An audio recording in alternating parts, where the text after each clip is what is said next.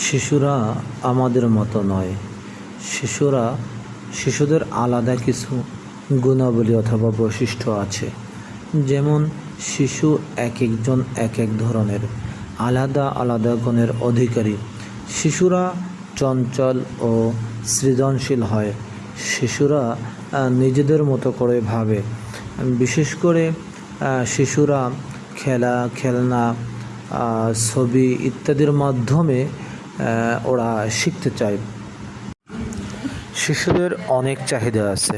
তার ভিতরে প্রধান দুইটি চাহিদা হলো বড়দের থেকে ভালোবাসা পেতে চায় এবং নিজস্ব সত্তাকে প্রকাশ করতে চায়।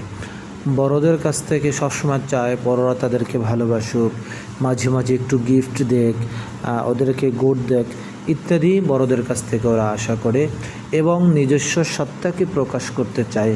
তা হলো ও ক্লাসে ফার্স্ট হয়েছে, ওর এই সফলতা আছে, ও সবার ভিতর দৌড়ে ফার্স্ট হয়েছে, একটা ছবি আঁকতে পারছে, কিংবা ওর ক্লাসের পড়াটা ও খুব সুন্দর করে প্রেজেন্টেশন করতে পারছে অথবা উপস্থাপন করতে পারছে, পরীক্ষায় ফার্স্ট হয়েছে।